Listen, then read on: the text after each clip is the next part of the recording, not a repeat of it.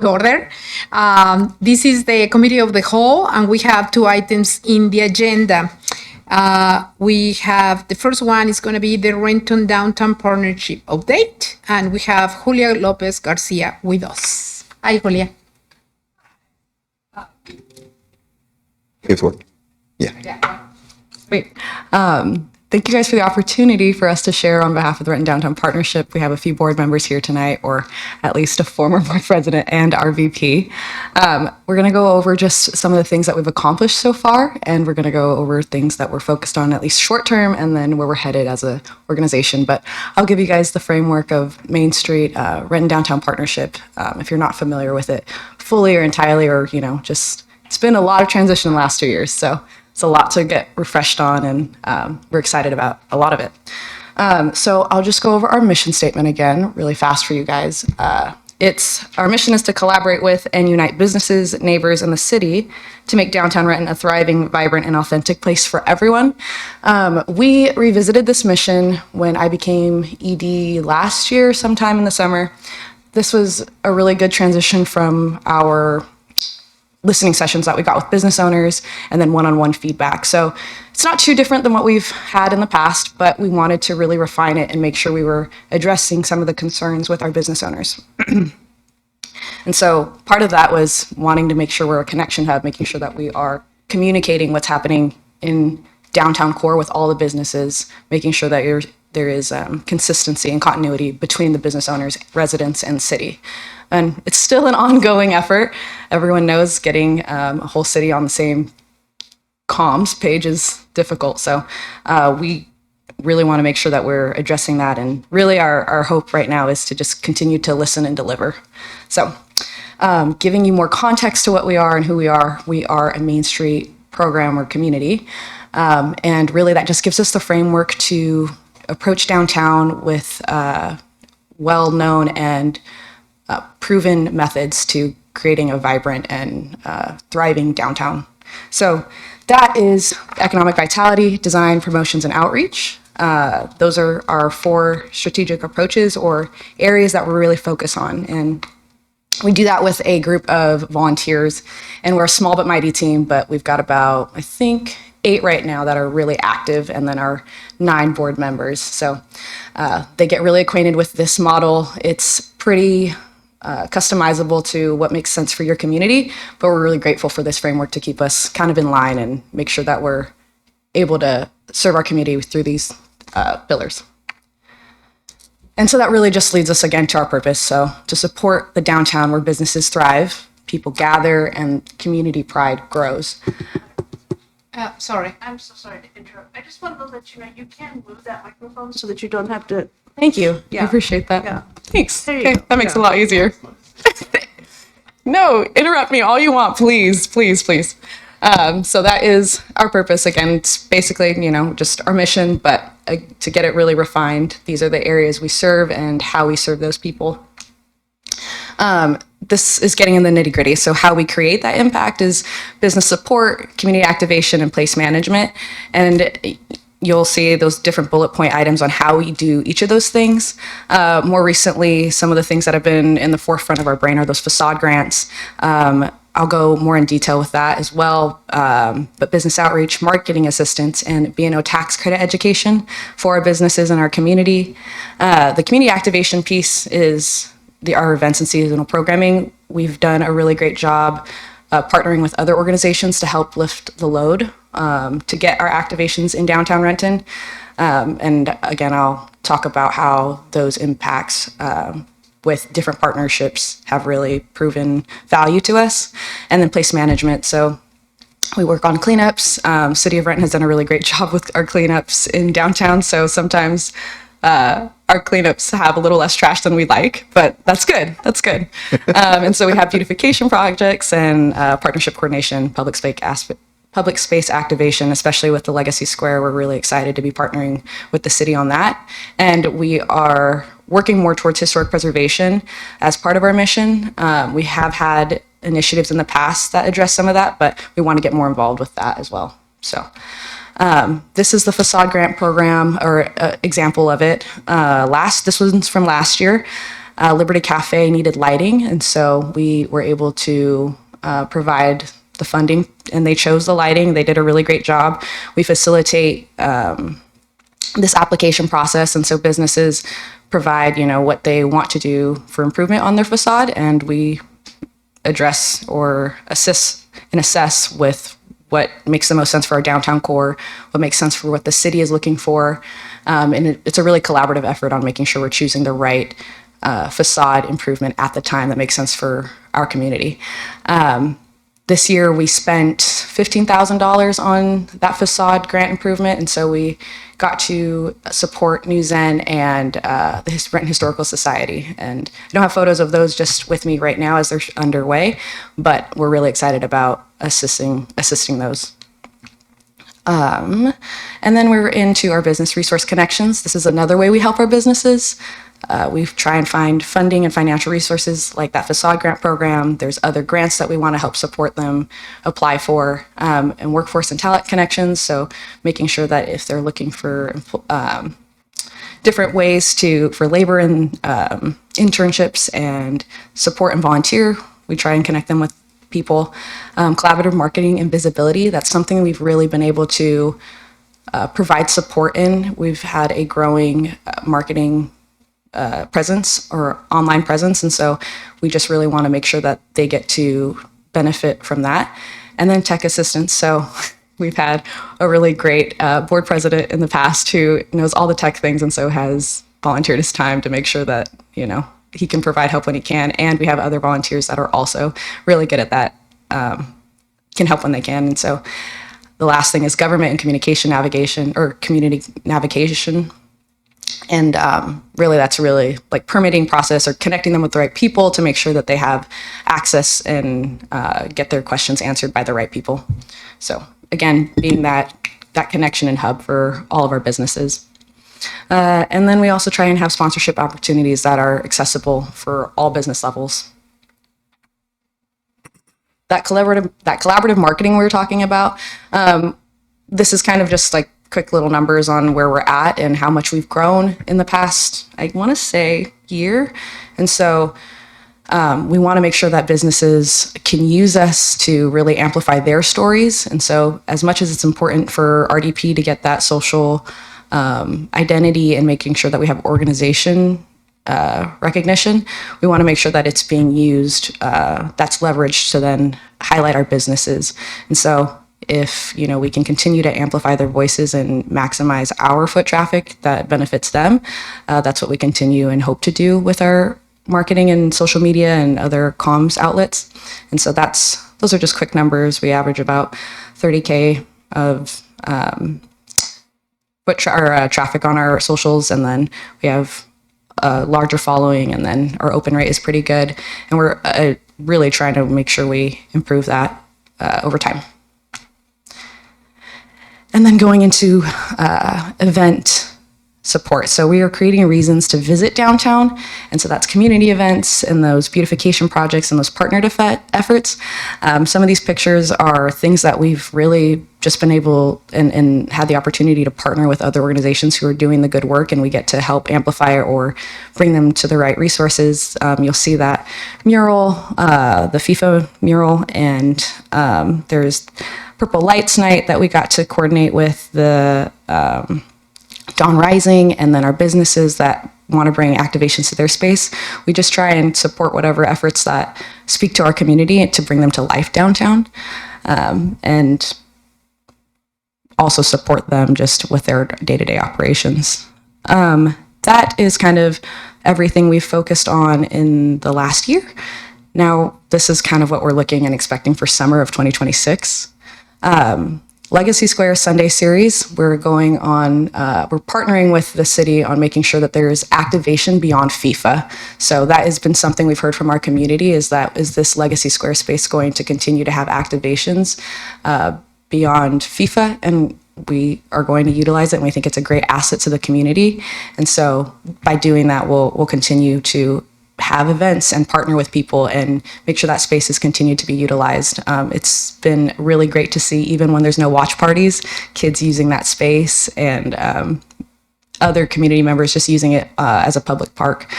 And then during this time also, we've had a FIFA welcome campaign that we just brought Belgian flags to different business owners. And that was a request by our business owners. We wanted to hear them and how they wanted to do this welcoming campaign.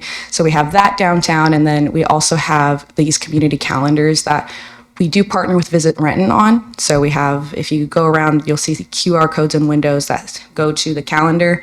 And those are specifically for downtown Renton events. But then also you can get navigated to Visit Renton that has all of Renton. So we're trying to create some continuity throughout downtown while it's still holding its identity of itself.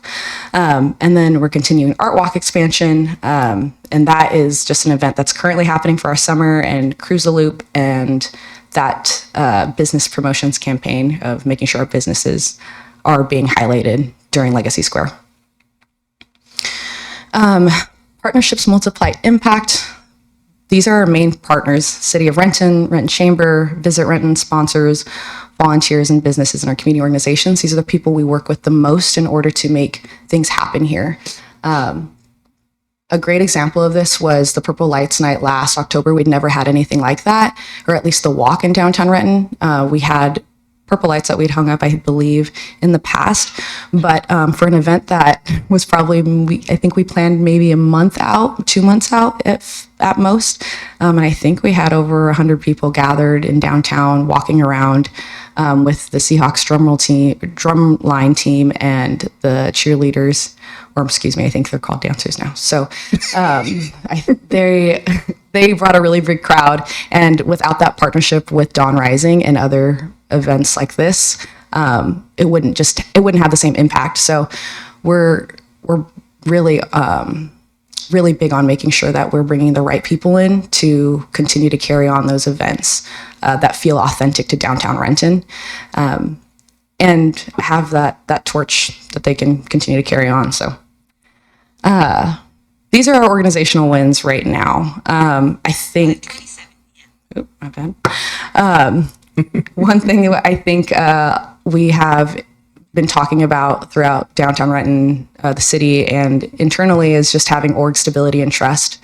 So we would like to think that we're a far more stable organization now than we were about a year or two ago. I think I don't want to say this, but I think I am one of the longer standing EDs. So that's a win for them.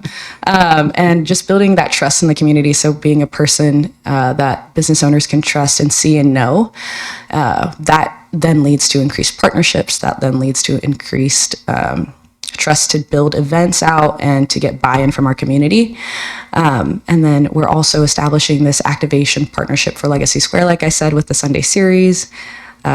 We awarded our facade grants, and then we had these really great beautification projects that I'll show you pictures of. Last summer, they got completed. And then, of course, marketing growth. So we've been head down a lot this last year doing these type of projects. So we got to lead the design and secured the funding for these banners that you see in downtown.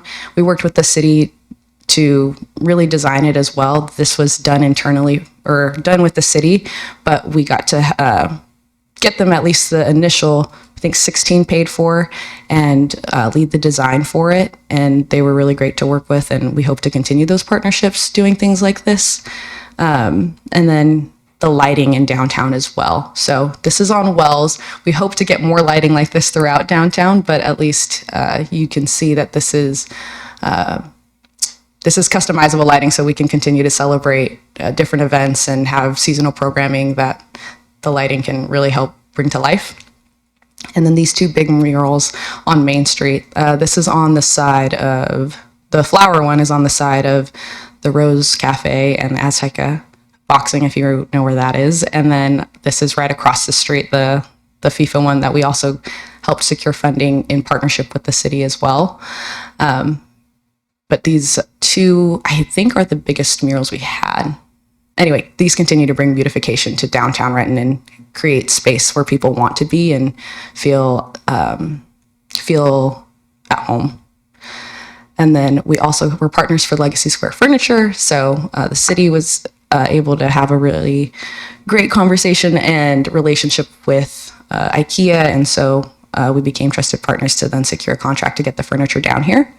And we're super grateful for that as well. It would not be the same activation experience without it. So our org trust and relationship building has been probably the thing that I'm most, I think is the biggest deal for us. We would not be where we are without everyone, especially like the North Renton Neighborhood Association. Meredith has taken the lead on all of our cleanups. We've had record turnout for those, at least from the past 2 years, and I want to attribute that to her leadership. We've had different organizations and partners that are really looking to help us activate the space, but bring their flair on it. So this is our future right now. Well, this is what we're going to be focusing on in the next year after we get out of FIFA. Once FIFA is over, we can breathe a little bit and focus on these some more, or hopefully 2027. We're hopefully going to touch on some workforce development, third place management activation, destination marketing that really solidifies our downtown identity, and then downtown business growth and activation, along with community-led revitalization. And so looking ahead, that is all of those things will then bring that vibrant downtown, a place where people want to visit, make people feel connected, create resiliency, and a collaborative downtown. And so that is all for us right now. If you guys have any questions, I'd be happy to answer. Thank you, Julia. A great presentation. I really appreciate it. Councilmember Alderson. Thanks, Julia. I had a couple questions.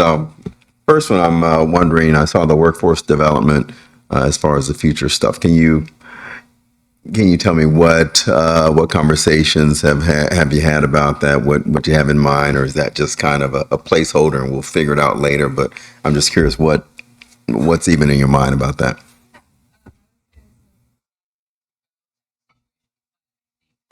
We want to make sure we create opportunities in downtown Renton for everyone. So right now it's still in conversation, but Okay. it's on our brain.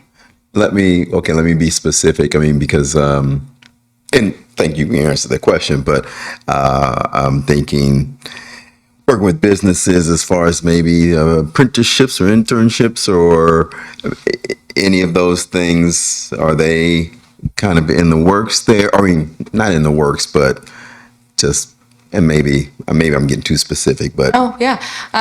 We'd love to be able to bring internships to businesses, downtown businesses specifically, at a where it's accessible for our business owners. So right now, obviously, that is a cost. Labor is a cost, employees and all the things. So if we can figure out a way to help with that, we want to figure that out. So still trying to figure out the connections and for it.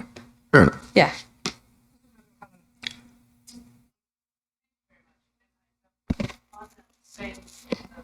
Slide. What does third place management mean? Yeah, so Legacy Square is a great example of it. So these public spaces where people are gathering, where they're not necessarily having to come to pay for anything, but making sure that it's well kept. Yeah, I think Legacy Square is probably our best example, making sure that they have the amenities or it's well taken care of and that there is an activation happening and just not a dead zone, if that makes sense. Curious why it's called third place. Third place, I think it's just a term for places that you don't really necessarily have to pay for. So when places that aren't paid for, they usually attract lots of different types of crowds. And so it does sometimes need like a manager or someone that helps oversee it. So we're trying to help do that. Thank you. Yeah.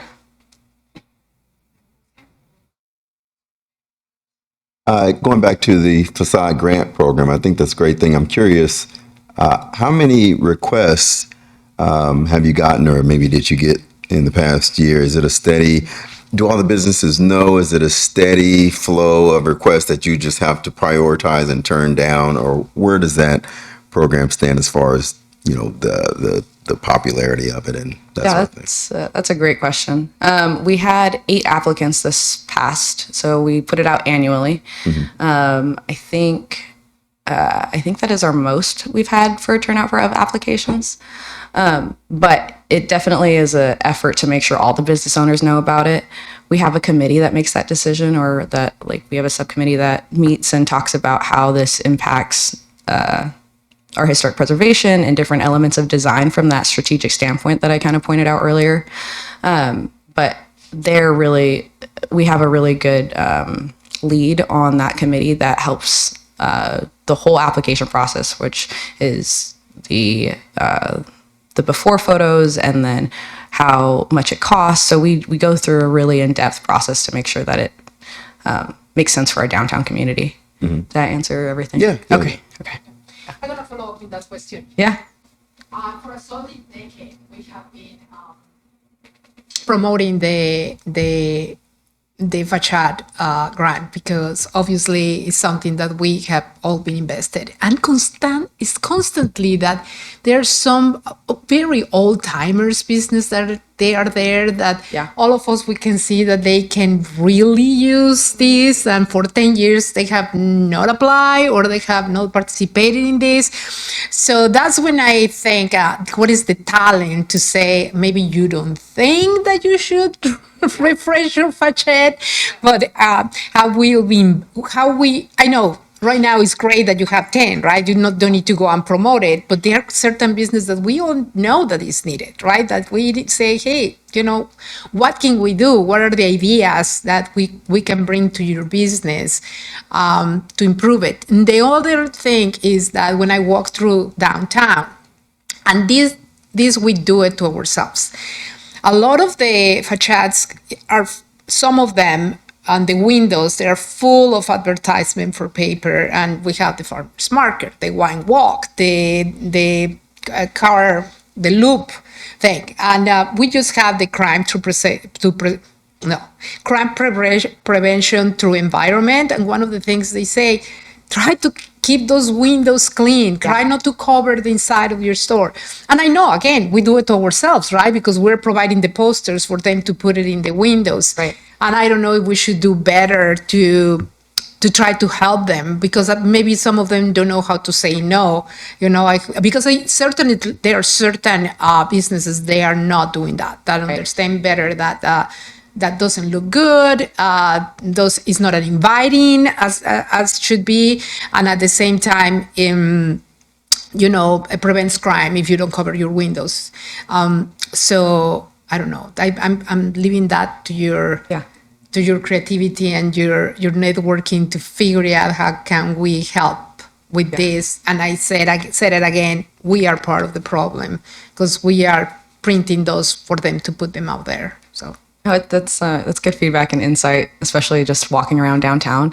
I think right now that what we're really trying to do is realizing how much relationship is important in order to get business owners to move and do things. And so the ones that we might not have, the ones that we see that obviously might need a little help, or we'd like it to look a little different. There's so many other factors like property owner. How involved is their property owner? Do they have the funds? And so figuring out what is the barrier and then hopefully addressing it through whatever they're experiencing. And it's very specific to each business owner.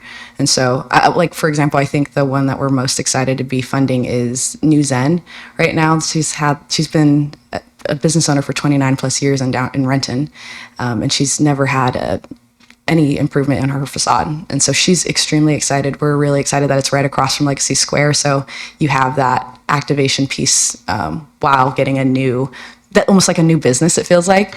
So we're actively trying to make sure that we help the businesses that have been here for a while, but also look like they need a little bit, just judging at the very least. Thank you so much for mentioning the New Zen, because I love that business, and every single time that I'm there, I say, what can we do? And you're absolutely right. I mean, it's now has become a location that is there, that we're all seeing it when we're in Legacy Square, and it can be so much better in so many levels, Thank you for bringing that up. Yeah, thank you. Councilmember O'Hara. Sorry if I missed this, and maybe I should actually know it, but where do you get what is your revenue sources? Yeah, so we mainly, our biggest one is the B&O tax credit program. And so those are businesses that pay their business and operations tax. And so if they contribute to us, they get 75% of their up to 75% of their tax credit to the next year. And so we've had some pretty good contributions from bigger businesses and corporations, and then we have sponsorships. We're low on donors, but that is another revenue stream. And then events. We're trying to steer away from so much event revenue, just because we want to create, again, those events that are accessible in downtown Renton. But that is another stream of revenue. Thank you. Thank you. Councilmember Rivera. Thank you so much. Can you all hear me okay? Yeah. Great. The weather here in Spokane is fabulous. Just so you all know, you're looking forward to coming to AABC tomorrow. It's all going to be great. I just want to say thank you so much for the great presentation. Apologize for being late. When it comes to your social media, I just want to give you a shout out that it's been amazing. I definitely noticed the difference in terms of engagement and outreach in all of that, and I really appreciate it. I'm very much happy to hear about the grant funding as well as the facade and work and everything that you all are doing. I've just noticed a lot of work that you've done. I just want to give you your kudos because you're doing really fantastic work, and I hope that we can do our best to support everything that you are doing. But I just want to give you your kudos and shout outs and flowers because I've definitely noticed a difference since you come into the role. Thank you. Thank you. Councilmember Pan.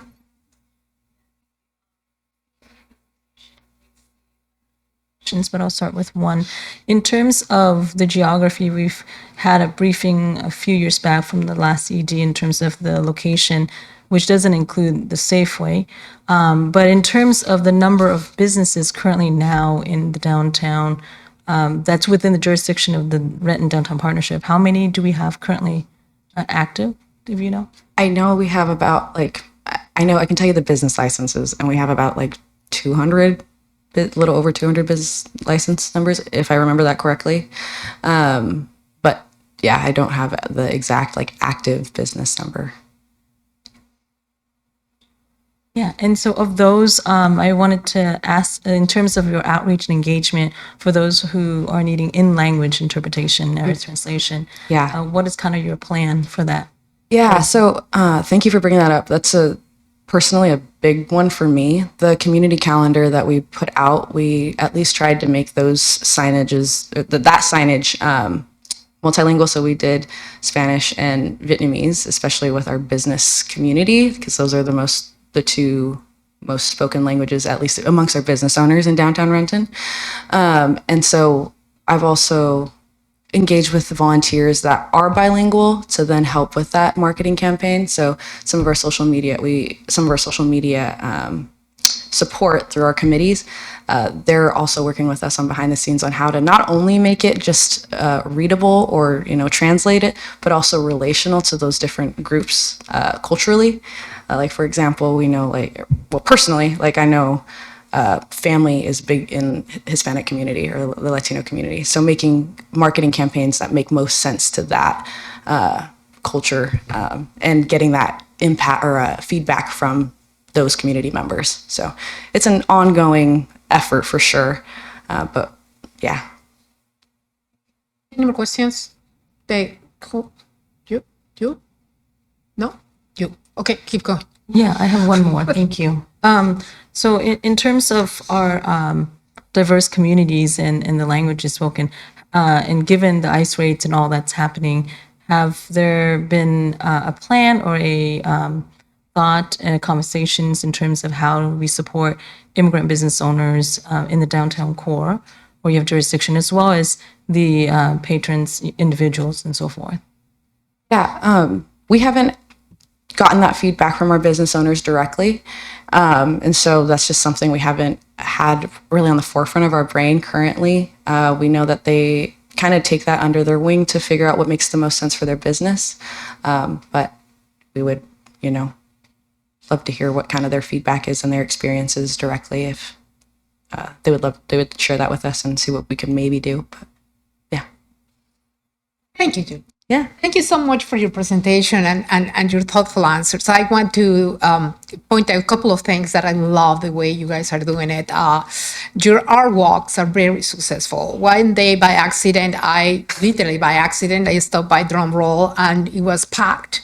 And I was like, oh, your business is doing great. And he said, these are walks are really helping. And I was very impressed how many people were engaging and actually patronizing the business just because of the some of those several events that you guys put together. And I know that that is very hard because you run through volunteers all the time. And we have wonderful people during the partnership. Working and volunteer, we cannot forget the incredible job that Kim Ontai did during her time at the downtown partnership. And Steve, you are there in the back. Thank you so much for everything that you have done. Your energy is incredible, and how well you and Julia work together is amazing. And once again, I'm very happy that you're here. We're here to support the Renton downtown. We have put so much investment to make sure that downtown thrives. That obviously we cannot do this alone. We're gonna need all the business to chip in to because help us to help you. That is my motto, you know. Yeah. And definitely the North Renton Neighborhood Association has stepped up. Especially Mary, that you said it, to help us a lot with the maintenance and cleaning and doing those incredible partners that we have. So if there is nothing else, I want to thank you again for being here and for your presentation, and good job. Thank you. Thank you. Next on our current committee of the whole, we have a second presentation, which will be the 2027-2028 budget update. With us is Kerry Roller and Christine Trivelas.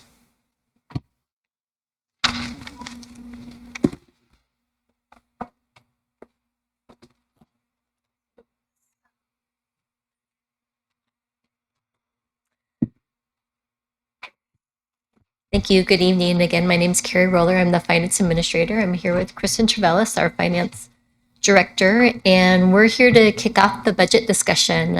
Our finance team's been hard at work at getting that started and rolling, and just wanted to give you a brief update of where we're at. We'd like to discuss the timeline, go over the recent community survey, and talk about some revenue projections that we have so far this year.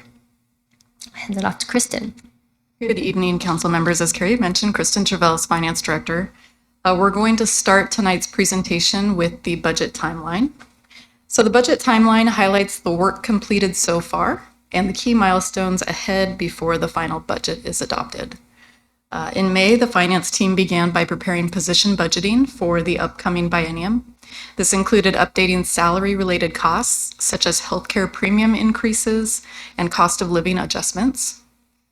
We also developed the baseline budget, which rolls forward the current budget and serves as a starting point for departments as they build their budget requests. And then lastly, we rolled out our citywide budget survey to gather input from our residents. In June, we began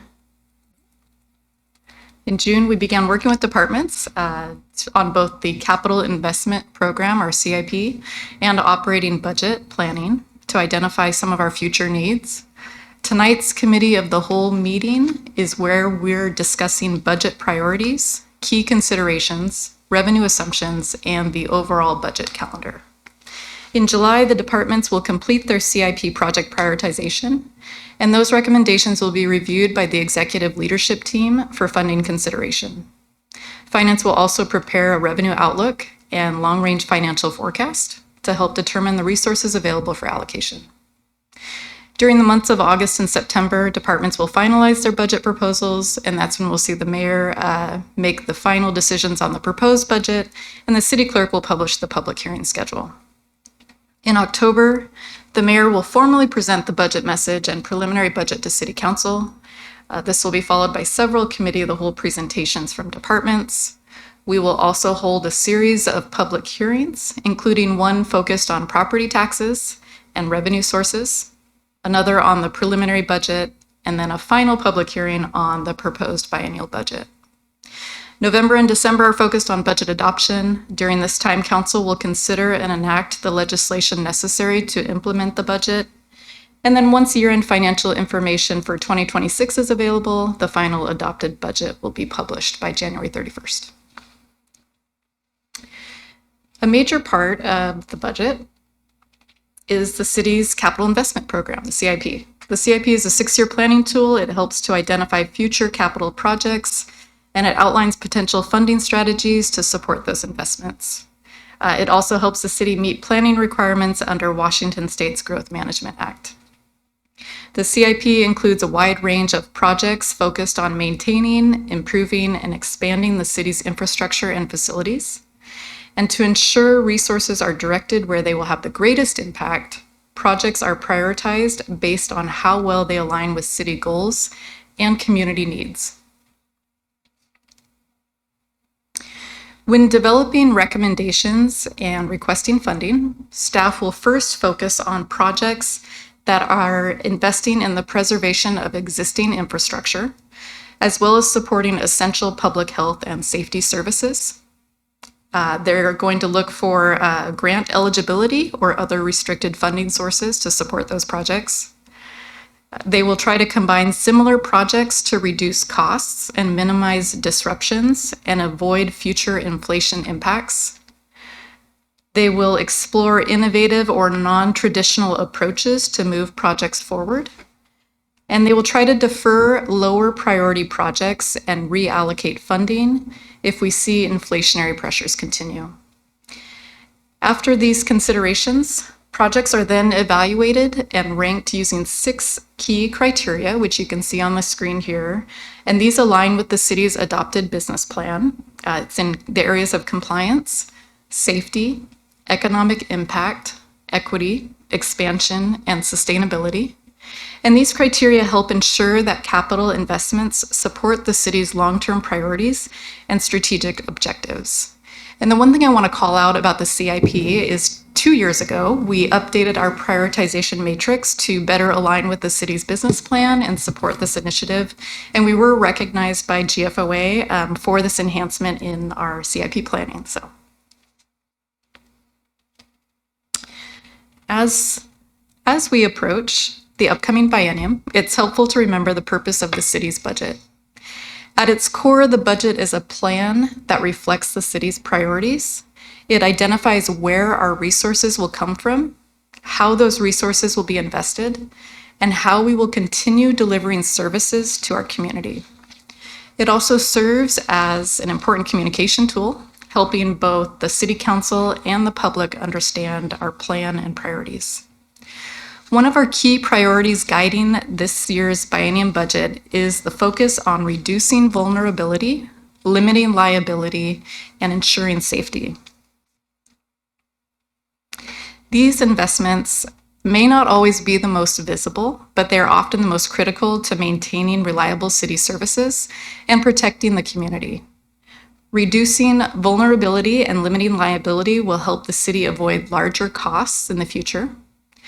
When risks are identified and addressed early, we can prevent service disruptions, costly repairs, legal claims, and emergency expenditures that often require significantly more resources than proactive investments. Focusing on safety means making sure our employees, residents, infrastructure, and facilities are protected from preventable risks.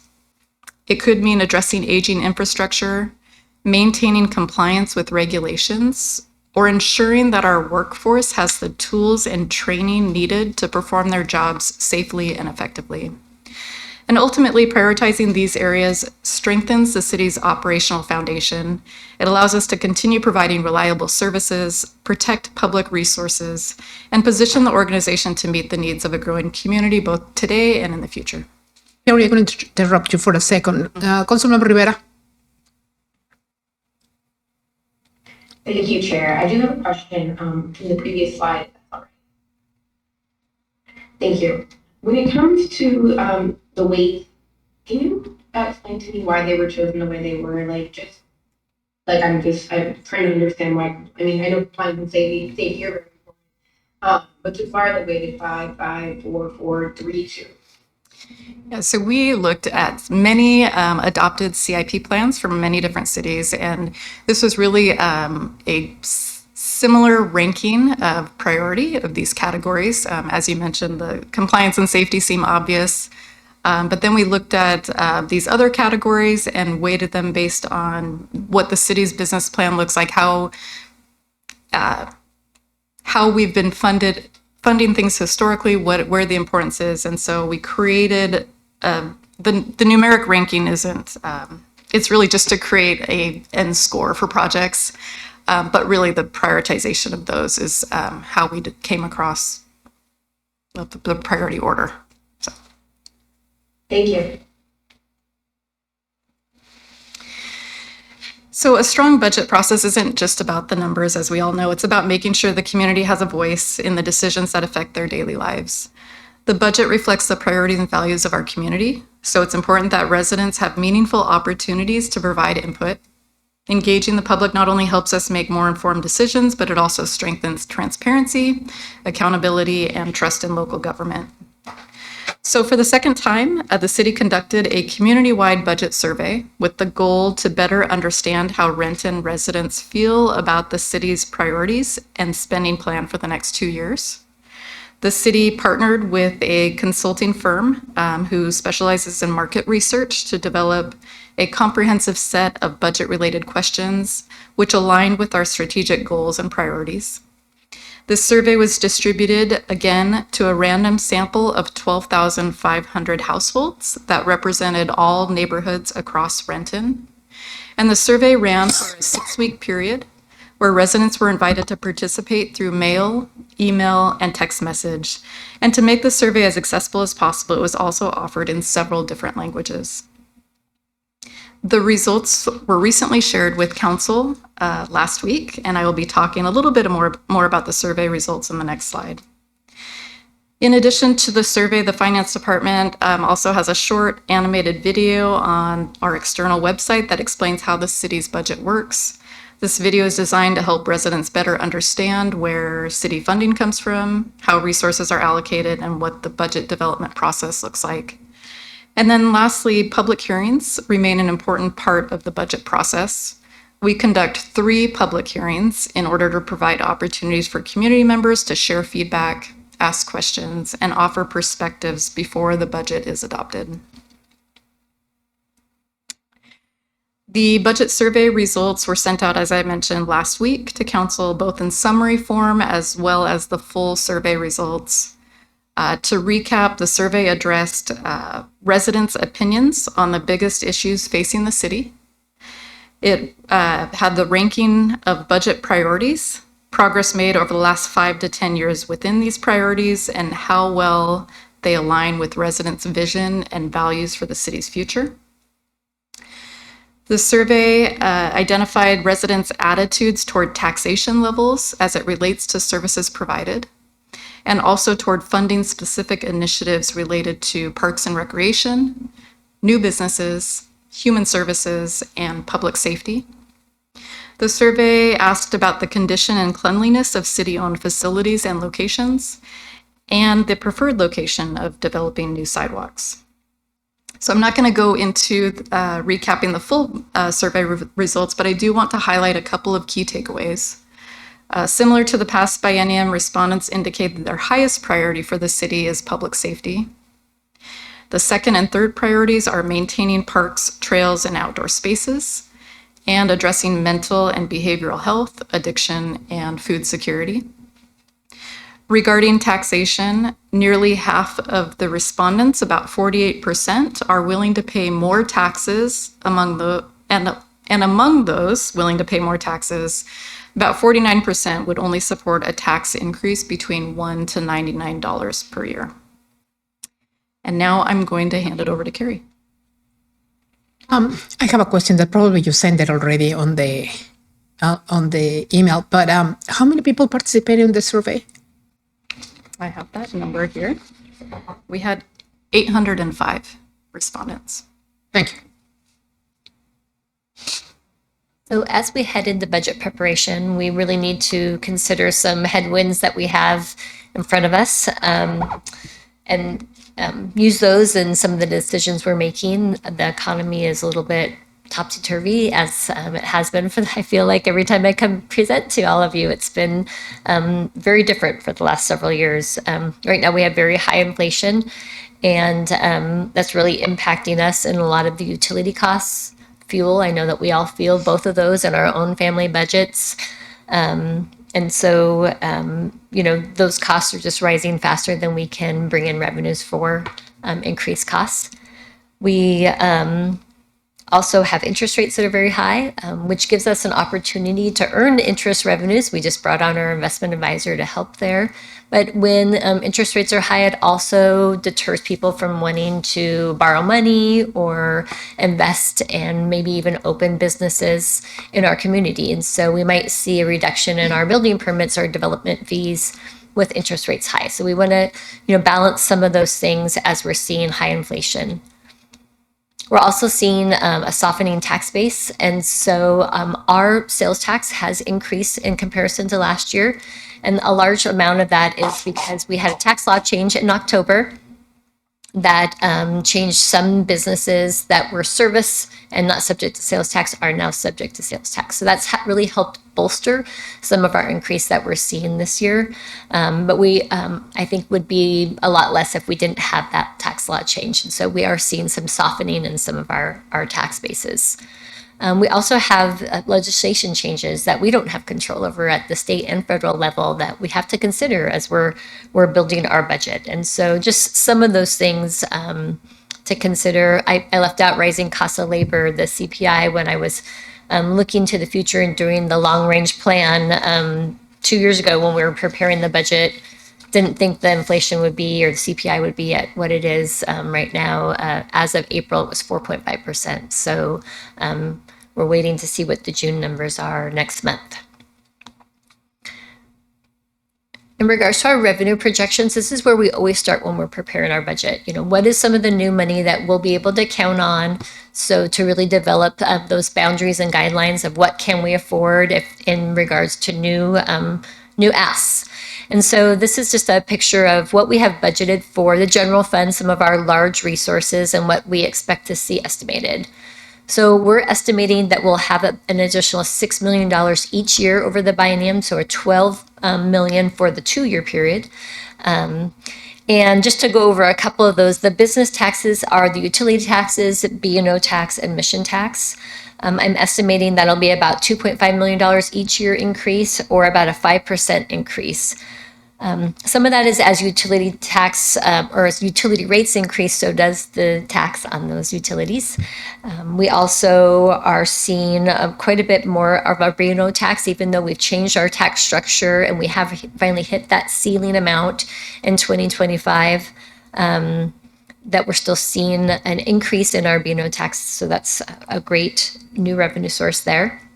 Our sales tax, normally anticipate about a 2% increase, but because of this tax law change of some other businesses that are now subject to sales tax, we're estimating about a 4% increase, or 1.8 million per year.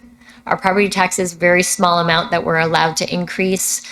We do have that bank capacity that we could increase more as a city if we choose to, but I'm just allocating the small amount that we're allowed to of about 500,000. And then the other resources area is charges for services, license permits, fines and penalties, and interest.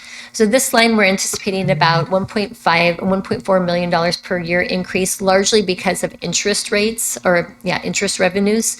We're bringing on the tax investment advisor to really help bolster that. And because interest rates are so high, we're expecting that to be high. Now, this is not something I would continue, because as inflation starts to decrease, we hope, so will the interest rates start to go down as well. And so that's one line as we look to the future and we really plan our 5-year long range plan. I won't have that as high in the future years because I anticipate the interest will be going down. Some of those other categories, fines and penalties, for example, has been decreasing annually each year. If we didn't have that interest income, it would be quite a bit different, probably a reduction there. This is just a reminder of general fund allocation. A large amount of our costs, almost 70%, are wages. And so as we look to add new positions as a city, we really want to make sure that we consider the wages and benefits are our largest costs and probably the most impacted by inflation and CPI. Typically, we have that small pie that we pull out to say this is our discretionary area, the area that we could have some wiggle room if we needed to add some more programs. We can maybe trim in that supplies and miscellaneous. This biennium, we're probably going to actually increase the supplies and miscellaneous because of the inflation that we're seeing. As I mentioned, fuels, supply, utilities are all in that category and are going up quite a bit that we're seeing. This is just a reminder of the service areas. These are the 6 service areas that we have to really look at our budget in comparison overall amongst those service areas. As Kristen mentioned, safety and health and parks were, 2 of the highest priorities in the community that we heard from, and they're definitely ranked high in the number of dollars that we have allocated for safety and health and livable community. Utilities environment, this is our cost for our whole city. So utilities environment is, the water, sewer, and surface water. So almost $2,400 per year that we have allocated per resident in our budget. And then just to give you an idea, how are we doing thus far this year? So through quarter 1, we are actually doing better than budget. So our revenues are trending about $3 million more than we would anticipate at this point. When you are looking at our revenues overall, property taxes probably jumps out at you. It's more cyclical. We see a higher amount coming in from property tax in April and May and October. So no concern there that property tax is a little bit lower at this point. The largest revenues that we're seeing that are over budget is our utility taxes. B&O tax is our biggest one, about $1.5 million over budget, and interest revenues about $800,000 over budget.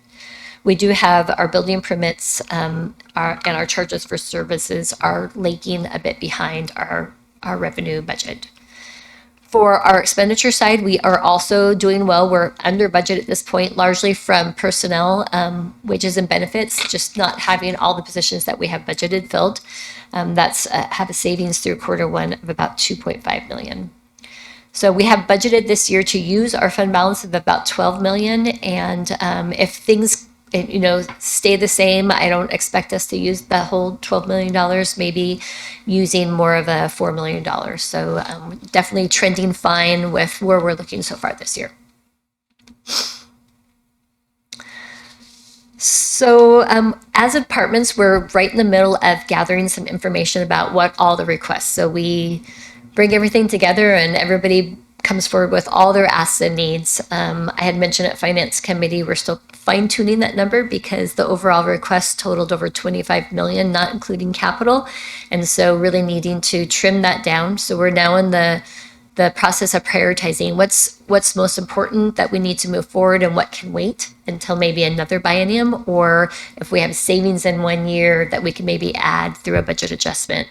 And so going through that prioritization right now is what we're doing. Outside of those requests that we had heard from, some other anticipated needs that I know are coming forward that we're going to need to be aware of is we have 2 union negotiations that are starting in July. And so we have just a placeholder in our budget right now. Don't know how that will end up when we're done negotiating, but there are 2 that David and his team will be working on. Again, we've talked about inflation a couple of times. We have capital projects, some significant capital projects that we have at the city. I've mentioned a little bit about a lot of our buildings needing some significant repair, not only from environmental damage that we've had over the winter, but just some just general maintenance that we need to be handling. We're working on quite a few of them right now, but updating our buildings is very, very costly. We have the resource center that we want to implement and get off the ground. So this is not only some costs that we'll be anticipating for building a resource center, actual building, we have the location, but the building, but also staffing that so that we can have staff to be able to support the vision that we have for that resource center.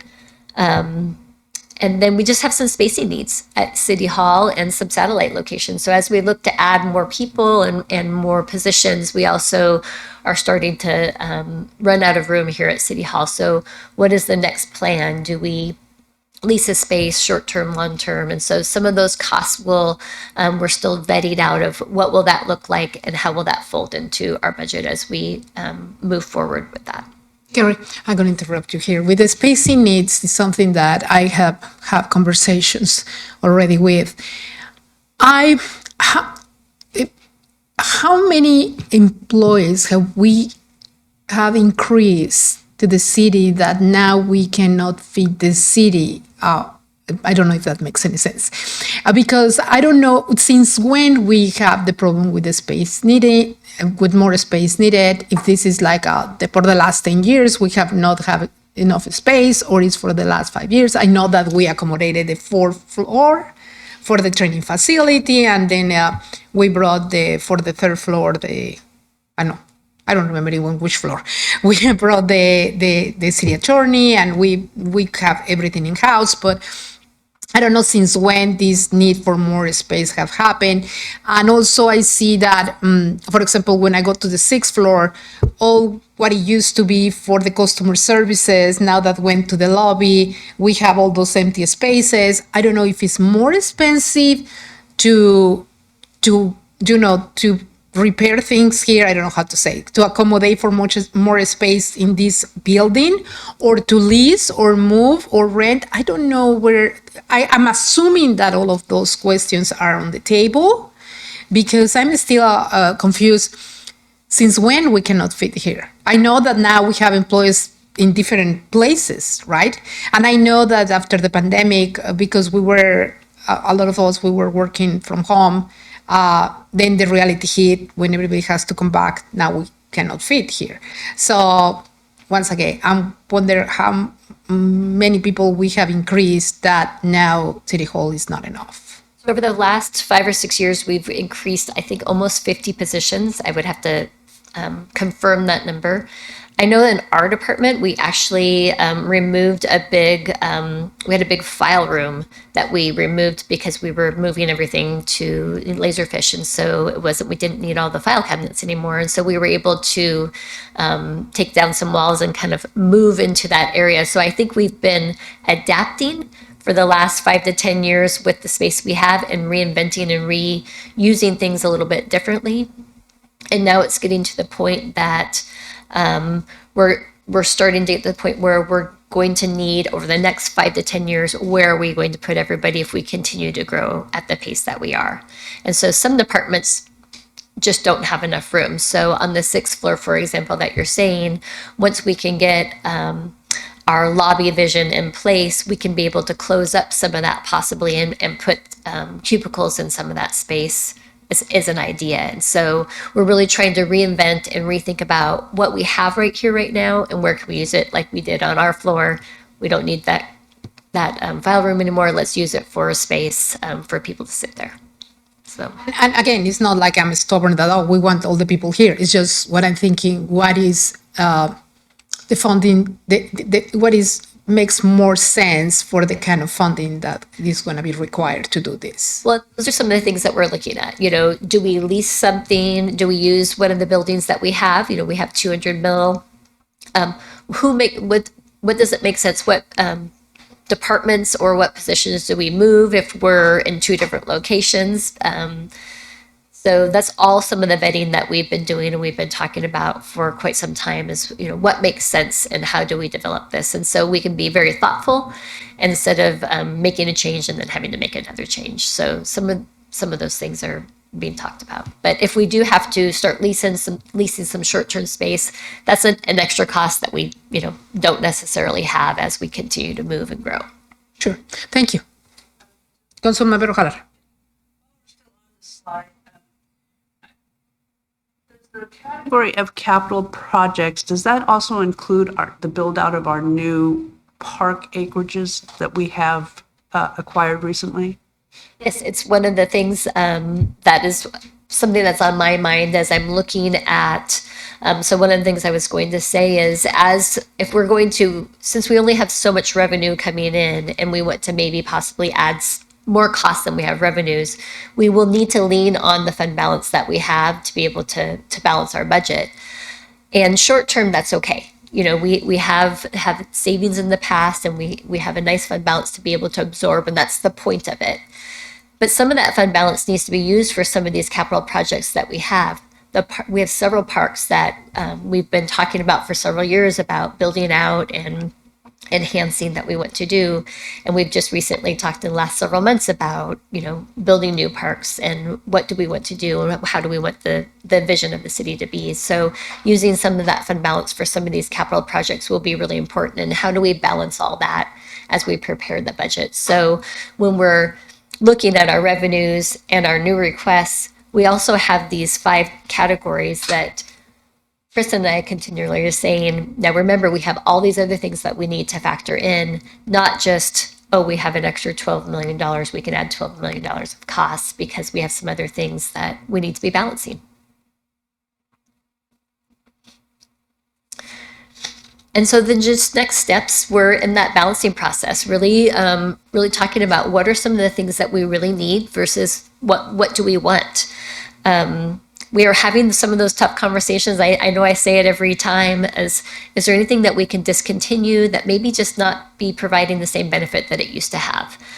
Some of the cities that aren't doing some of those things, or just doing the same things over and over, haven't been able to absorb some of these market adjustments that we've seen over the last 5 or 6 years. And so I think it's really important to continue not only to say, what do we need to add as a city to be able to benefit our community, but also relook at some of the things and say, is this really providing the benefit that makes sense for us? If it does, great. If it doesn't, can we re-envision it and reshift those dollars somewhere else? And so those are some of the conversations we're having right now, to really fine tune some of these expenditures so that we can be comfortable with a balanced budget as we move forward.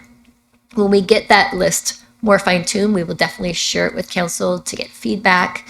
But we're just still in that infant stage of just really working through some of those things, because the dollar amount was much larger than we were comfortable with.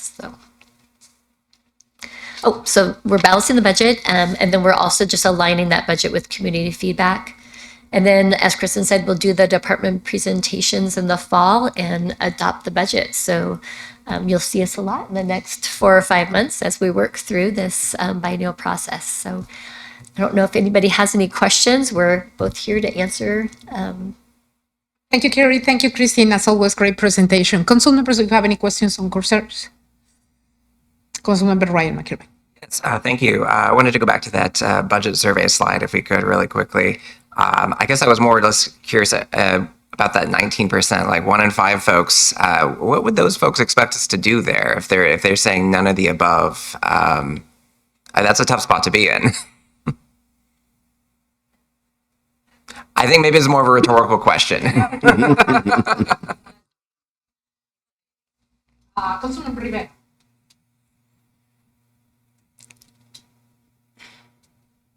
Thank you, Sherry. I do appreciate it. Going actually back to the budget survey, I have a question around the lack of responses, because 805 out of 12,500, I think if I did that math right, it's like around 6.5%. And that is just, I know that might seem like normal, but what are we doing differently to increase that engagement in those surveys? Just because of the research and understand, like, it's hard to get response from surveys. What are we doing different? How are we trying to increase that number? Because that's just very low for me. I agree, compared to pointedly sending it to households, but surprisingly, and this is confirmed by the consultant, that this is really a wonderful turnout.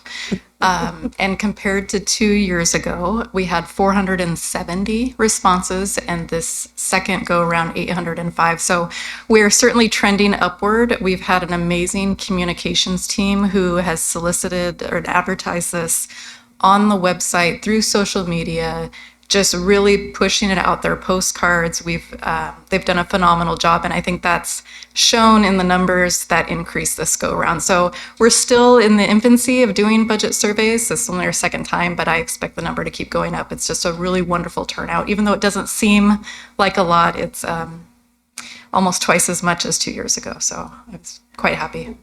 Well, I will then stand corrected because to my own point that you are doing things differently and you've increased your turnout. So I mean, you're on the right track and you're going in the right direction, and that I'll be the second one shows people are still getting used to it. And so I really appreciate that. Thank you for answering. Member Hallan and Councilmember Albertson, and then Councilmember Van. Thank you.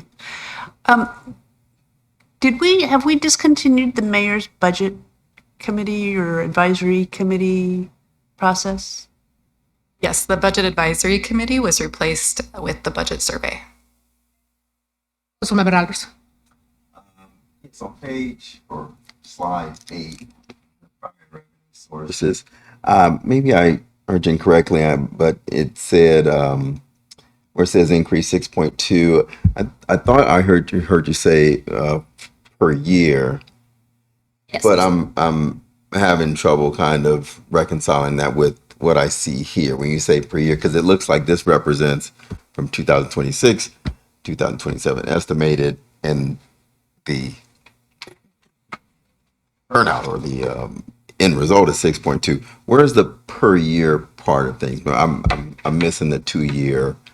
So the annually, doubling of it. currently annually, our revenue budget is $150 million. And so if I'm just looking at 2027, just for a 1 year snapshot, I'm expecting it to go up $6 million just in 2027. Extrapolate And then, that. Just that revenue. Not much more in 2028. And the reason not as much in 2028 is because I am hoping that interest rate does go down, because I'm really hoping inflation goes down. And so maybe it's 6.2 this year, a little bit less in that other category, a little bit higher in some of the other categories, because you typically do see sales tax and business taxes go up a small amount each year. Filed action. Yes. And so given that with the, you have the business taxes going up, but then a couple slides later, or is it? No, before then, the headwinds, the softening tax base. Why again? Maybe I missed that. Are we typically a softening tax base? The first thing I think about is businesses leaving and that sort of thing. I know it's happening in Seattle and Washington State, but is that we seeing that here, or what's the softening tax base? Yeah, we're not seeing a lot of businesses leaving, but we are seeing spending being stressed. So the consumer, with inflation being higher, More sales tax. Yes. Soft. Okay. Gotcha. I didn't mean to cut you off, but saw where you're going. Okay. Thank you. Councilmember Van. Yeah, I have a few questions. Thank you for the presentation. I have a question regarding the survey, and it was sent out, but are there opportunities for us to also open up surveys at the farmers market and just kind of be in community where folks are having more access to put input? And then my other question, which I'll ask later. So 2 years ago, we did have a booth at the farmers market, and really what we found was a lot of the people that showed interest were not residents or community members of Renton, which is totally fine. We're happy to communicate about Renton's survey to non-residents and community members, but this year we decided to go a different route, and but we may in future years go back and have a booth at farmers market again. The only opportunity is through the mailer sent or the survey itself directly No, to. we had it opened up on our external website with a link for 3 weeks. So those with access to digital means, right? Okay. Yes. You have another question? Yes, since the advisory council. Opportunity to come to the public hearings to give feedback that we have in October as well. Thank you. there's just a lot of gaps, right? In terms of what I'm trying to see is outreach and community feedback. While the number is high, it's just every time we do surveys and opportunities for feedback, we're missing a huge chunk of community members. But my other question is, in terms of the Equity Commission, are we going to be sending them information to give feedback as through a lens of equity? Since that's one of the weight that's listed since the budget advisory council is dismantled. We did go 2 years ago. We were on the calendar, but we've been shifted. And so I'm not sure when our date is to go talk to the Equity Commission.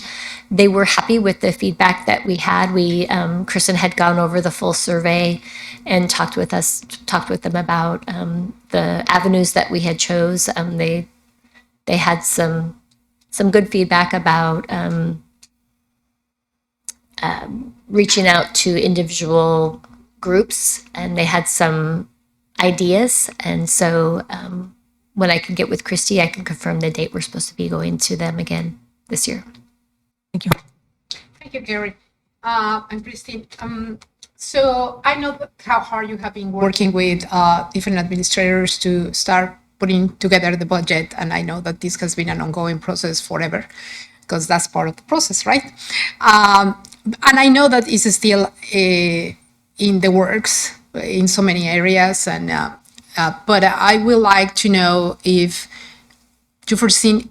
I don't like surprises, you know me. I like to see where this is going, and I'm big on transparency. So any big ask, any new things that you can see there that is out of our regular budget or is the same, based on the survey that we have received, the priorities that are going to be included. There are budgets that are not surprises. There are budgets that are big asks. There are budgets that is just regular biennial budget, right? That departments have to be able, departments to do their own. You already showed some of the 5 things that we are prioritizing. Among them, the service. How's it called? The resource center. Among them, the resource center, I see some of those that are new ads, right? But anything big that you again, I don't like surprises. I even though I read the whole budget back and forward, I always like to have a little bit of heads up. Watch it, guys. This is coming. This is new. This is big, or it's not that big, but it's new. So any that you can anticipate that we have to watch for? I think so. I think some of the requests are around using some of the public safety sales tax we just passed. So adding officers and positions to be able to support that. Adding budget for public defender costs. I'm just kind of going off the top of my head with memory. There are some positions where departments are concerned about not having enough staff to be able to get the work done efficiently, to be able to have their eyes on the things that they need to have their eyes on. For example, contract review for city attorney's office is an area that could be a vulnerability that we see, making sure that we have enough staff on that. A lot of it is the dollars add up really quickly when we're adding positions, because we have nice benefits here that add to not only the base wage. And so when you're looking at adding positions, it adds up really, really quickly. And so that was really where we're working right now, is trying to trim those position asks to say, is this really needed now? Can you wait and see what you need in the future? Which ones do you need right now? If you do, and let's talk about why. Is there a revenue source that we can use, such as the public safety sales tax, to be able to support the adding of those? So I'm trying to think what else. I think that there was some professional service. Software costs is another big one. That's another big one with inflation too. So I can't think of anything surprising that I've seen so far. Thank you, Carrie. I was wondering, when you say adding more positions, is there also consideration to, I think David is doing that, but to review the positions that we have? I mean, to check as you said it, there are maybe some positions that we need to add, but there's positions that we need to move or we don't need anymore, which is challenging. I understand 100%. And obviously, I know that you cannot answer. Just have to say yes or no. We are looking into those other many positions that we have that may not make any sense anymore, or that we have to transition or change. I have these conversations all the time with all department administrators, especially when they're looking to ask to add positions. We talk about other positions, and we do have those hard conversations. And there are times where it's like, well, yeah, this makes sense to maybe convert this position instead of adding a new position, because this is the need we have right now. So yes, we are having those conversations. Thank you, Kerry. Any more questions or concerns? Are we good? Yes, Councilmember Jalera, Please. Yeah. So from a personnel perspective, do we do any forecasting of attrition through either retirements or lateraling to another city? Do we do any of that type of forecasting, or? Forecasting, meaning that we are expecting open positions. Is that what you mean? No. I'm budgeting for all the positions as if they are 100% filled. I think that when we are looking at our budget, it's really important to budget the expenditures as conservatively as you can, because the last thing I want is to come forward to all of you 6 months and say, oops, we filled all the positions and we weren't expecting that.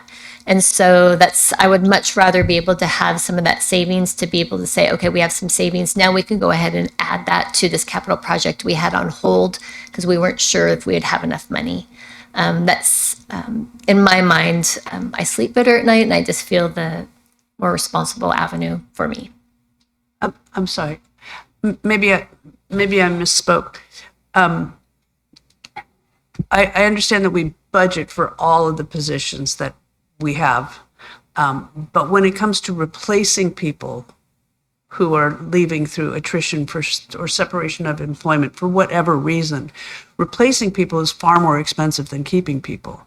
And so if we do any forecasting about how many people we think we might have to replace, there's all of the recruiting, there's the training, there's the increased salary if that's appropriate because people want more money these days.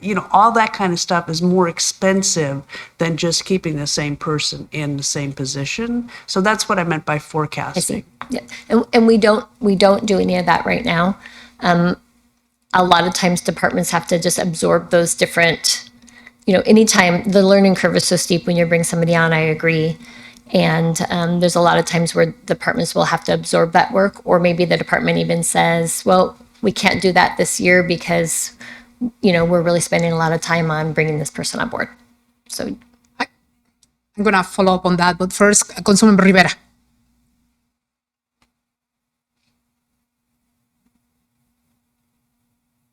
Thank you, Chair. I do appreciate it. This might just be me, a user error, and that could be totally fine. I'm not a perfect person. When I was reviewing the budget survey presentation that was emailed to us on the 18th, and I'm going through it, kind of like reviewing more of the pointing the weeds of it.